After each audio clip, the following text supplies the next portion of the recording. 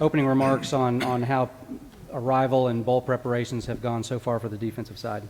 Well, obviously thrilled to be here in Atlanta.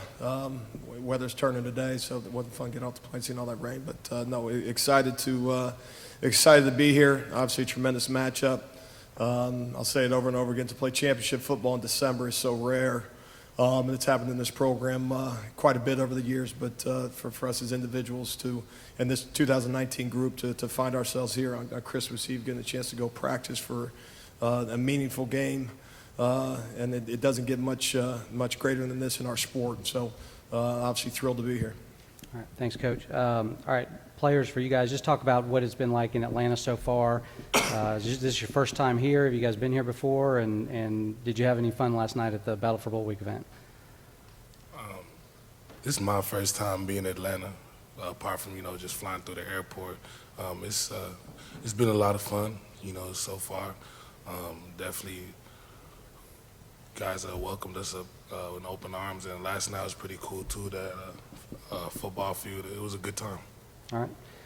Kenneth, for you, I told the guys earlier, I think that's the biggest comeback we've ever had in the football feud. Does that bode good things for OU?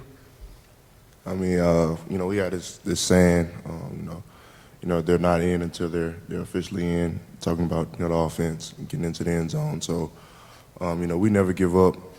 Speed D. Got 3 and out takeaway mindset. Coach Grinch attests to it. So.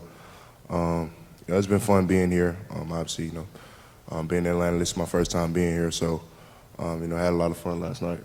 All right, very good. All right, we'll go ahead and open up to questions. Raise your hand. We'll get you a microphone.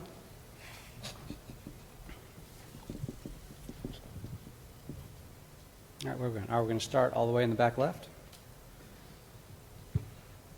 Matt Trent, ABC Baton Rouge. Coach Grinch, how much does the defensive game plan change with Ronnie Perkins' absence this weekend?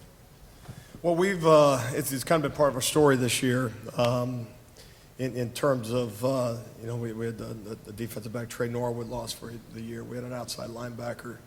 And these aren't household names, but they are in our building. John Michael Terry, an outside linebacker, out for the year. Caleb Kelly was a linebacker. Have missed the first 10 weeks of the season for us, and so it's kind of been part of our story in 2019. And what that looks like and feels like is we talk about game planning every week, and probably too much is made of that. But we stick to what we do defensively. We feel like what we ask these guys to do on a week-to-week basis, regardless of opponent, puts them in the situation to be successful. And what it requires is everyone to step up. Roles change, and when you don't have every guy I just listed, and the expectation is for guys to play at a high level, and for us as coaches to put them in the position to do so. But you're able to do that when you're not a defense of the week, when you're not constantly scribbling on the board to come up with an answer. You got a chance to have some cumulative reps of maybe a guy that didn't have as large of a role early in the season or at some point during the course of the season, that when someone goes down or you're without an individual, that they've executed those techniques and fundamentals just as much as maybe the starter, just obviously not on game day. So the stage gets bigger, we understand that, but all of us have to step up our game when you're not at full strength. All right, we're going to go over here to the back right. Hello, Coach. Obviously, you're no stranger to explosive offenses in the Big 12, but speak to the challenges of trying to defend LSU and Burrow and what makes them so special. Well, it's an elite group. I think obviously tremendous skill. I think certainly the best offensive line. I think they're named the best offensive line in the country. The quarterback's the Heisman Trophy winner, receivers the Biletnikoff Award winner. So, obviously couldn't have any more respect for an opponent that way. How they attack you, their coaching staff does a tremendous job. And so it'll be certainly a challenge for us. And you mentioned, you see spread offenses and those things weekly kind of in our conference, but what you don't want to be is naive and say, okay, well, because we've seen X, Y, and Z, that execution on our part all of a sudden gets easy. And so, no, we certainly we couldn't respect an opponent more. They've done a tremendous job, and it's going to be a major challenge. All right, staying in the same spot in the back right. Coach, talk about the what you guys are going to do if Deller and Turner's not able to play, and just kind of the development overall at the safety position. I know you've talked a lot about the depth issue that you guys have there. Yeah, we've played a few guys there over the course of the season, and it hasn't been a position of major rotation. We've rotated more on our defensive front than maybe on our back end, but no, it'll be multiple guys, assuming some different roles in those things, which is something that we're comfortable with, something that guys have done. But not necessarily on Saturday as much. And so the tremendous opportunities for those individuals that roles change, and excited for them. And what's important and also is, in those that the individuals around them, the guys sitting to my left, that they'll do their part to ensure that we're not circling names after the game in terms of where we were deficient. It won't be because of them. And so we got a good group, and we'll have a confident group at all positions, including the safety spot. All right, right here in the second row on the right. Charles Odom with Associated Press. As you talk about your game plan, how does LSU's uncertainty at running back affect that plan, and you may be facing a committee approach instead of their star back? Well, I don't think their scheme's going to change based on that. Obviously, they have a weapon in the backfield, does a great job in the run game, runs downhill, he's quick. He's a weapon in the pass game as well. You use him in a number of ways, and so I can't speak for them in terms of the impact, but I certainly have you see other numbers on film doing some similar roles that way, and so I don't think that their scheme will change much based on availability that way, but so no, we don't anticipate two different game plans, whether or not he plays or not. All right, over here front row on the left. This is for all three. Brandon Drum, OUinsider.com. You guys have been through this a lot. You've been through the playoffs. What does that experience do for y'all each and every year? Has there been learning experiences? And I guess the same with you, Coach. You've been around a lot of big-time programs where you've played in big-time games. How does those learning experiences go into how you prep for a game of this magnitude? Kenneth, start with you this time. Obviously, we've been in the playoff a couple of different times. I know for me, definitely learning experiences. Definitely you can take a lot from those two games that I've been in, and so I think it's going to be extremely critical for us to use that experience to our advantage for this game. I think we've been in a lot of big games as a group, and I think it's just going to be extremely critical for us to just stay true to us and understand that if we just do our jobs are enough to get done what we want to get done. All right. Neville. Just to piggyback off that, definitely a growing experience, but we have an identity as a defense, and again it just goes back to having that trust to the guy next to me, and having that trust in our coaches that they're gonna put us in the right position possible. But obviously, in the past, definitely you learn from those situations. You overcome them. You always try to find ways to be better, and you just gotta again, trust your coach and trust your guys, and just make the most of the opportunity. And here we are again, have an opportunity to make the most out of it. So, All right. Coach. Well, I hope for these guys that they would draw from that. I mean, that's something that I know these guys will look back on. That at some point, obviously, that this isn't a week to reflect on all those things, but think about the stages that the Nev and Kenneth and a lot of these guys had played on in their time at Oklahoma, which obviously speaks to what Oklahoma is. But also for us, and I'll just speak from a coaching standpoint, is it's so critical that your preparation is your preparation. When you're how we prepare, and these guys can attest to it, what our practices look like now when we compared to when we played South Dakota, or our practices now as compared to fall camp number 4. What you as a coaching staff, what you believe in is what you believe in, and so the focus obviously remains on us. And so which you either believe that or you don't. But in any event, that's the critical element of things is being on some of these stages. Is the stage, but the preparation is the preparation, and we look forward to having a great Tuesday practice today. All right, right here in the front, Scott. Scott Rapperly with the Baton Rouge Advocate. For Neville and Kenneth, for those of you who haven't covered you all year, if you could just boil down, what ways has Coach Grinch made you guys a better defense, and in what ways have you made yourselves better as a defense as well throughout the year? All right. Neville, start with you. Yeah, I feel like, definitely from a mental standpoint, Coach Grinch, his expectation and his standards for us are so high, and, we really appreciate that because, he's always just trying to find ways to get the most out of us, and just kind of putting us in uncomfortable and stressful situations, but, and that helps us, build as a football player, but also building our character, we go through it every day at practice. And literally, I feel like that just kind of puts us in the best position because we know the moment's never too big for us.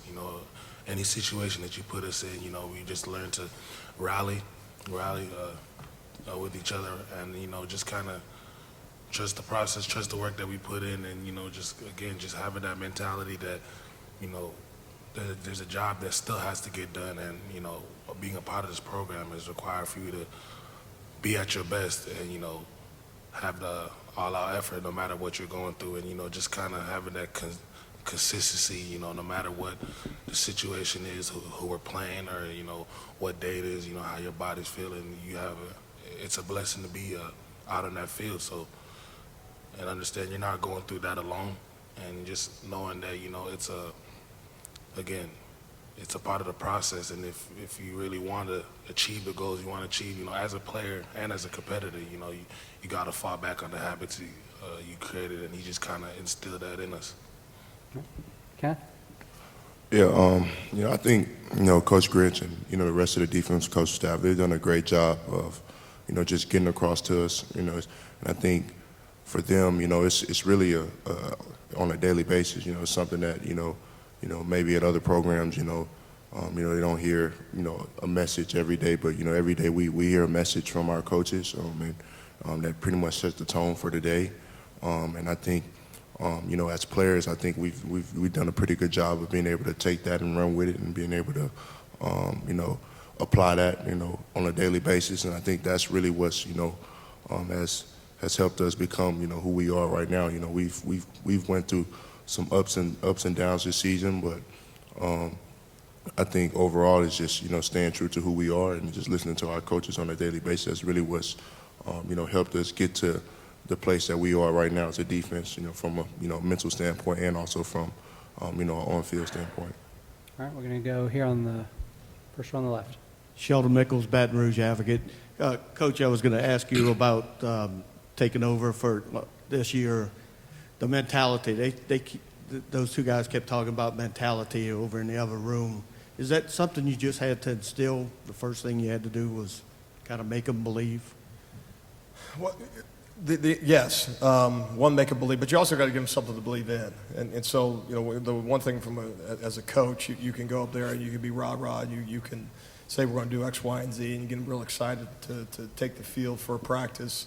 But if there's not depth to it, if it's not something they can draw from in the moments of adversity, if it doesn't coincide with a plan to allow them to execute at a level that you expect them to execute at, you can say, okay, well, the bar's real high. The expectation is to play at an elite level. Now go. You got to make sure that there's substance to it. We showed these guys kind of the game plan for the year in terms of what calls we executed in spring. We're going to be the same calls that we executed in the season. And what that meant was, if you can master this, what fall can be. And so that's just one example, but there's got to be substance behind it.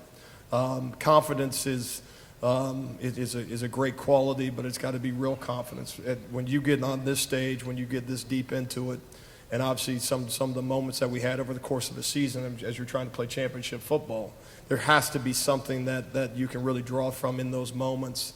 Not just simply that's again, a rah-rah deal to hopefully create a mentality. There's something behind that, and ultimately what's behind that is competitors to my left, guys that kind of bought into a vision. And then from a coaching staff standpoint, they talked about the message, is making sure that the message and the output kind of match in terms of what we're asking these guys to do on a week-to-week basis and obviously on a daily basis. All right, going to go over here, second row. Amos Morale, WWL Radio. Neville and Kenneth, LSU described your defense as probably the fastest one they've seen all season.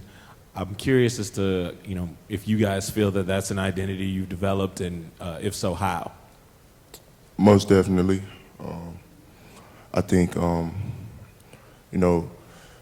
of our goals this season was to have one of the fastest defenses in the country. And so I think that's something that's been presented to us by our coaches, and I think that's something that, we truly try to embody. And I think, when Coach Grinch first came in, he talked about straining to the ball. I think, early on in the process, we found ourselves straining to the ball and not really understanding, that if we strain to the ball, it really could become a weapon and really become our identity. And I think, throughout time and, going throughout the summer and stuff like that, we truly, figured out that, straining to the ball is, something that can be a weapon for us, can be something that's positive, and it's something that, we do with a purpose. And so I think we take a lot of pride in flying around to the ball. And then when we don't fly around to the ball, it's something that we hear about from our coaches. So I think that's what keeps us accountable. Right. Neville? I think just adding to that again, it just goes back to being comfortable, being uncomfortable. Kind of like Kenneth said early on, it was one thing to strain, but, we didn't really have an understanding. But now we just now we're just at a point that we understand, the success and, the energy and passion that's showing that when you got 11 guys, flying to the ball, it's one thing when your fast guys are doing, but, even being a D lineman, there's a sense of pride that comes into, playing at a high level of consistency. And, that goes back to Coach Grinch and all the defensive coaches just kind of instilling that, that's not, that's just not something you do. That's a requirement. And, again, that's one of the goals that we had. We wanted to be, we wanted to have the fastest defense, but, it's one thing to talk about it, and that's something that we stress about. And, the standard and the expectation that our coaches have are going to be, extremely high. And the biggest focus is either the match or, past that. Any time there's a situation where it's below that, again, we get addressed, and we gotta do our best to meet that standard. But that just goes back to, our preparation. This all started, way before a lot of people realize it. And again, it goes back to, it's about us and how we can have an impact in every way possible. And, straining to the ball is, that's something that, that doesn't require, talent or anything. It's just your your effort, and understanding that you have a job to do, and no matter, what the situation is, you selling out, you giving it your all, can overcompensate for a lot of things.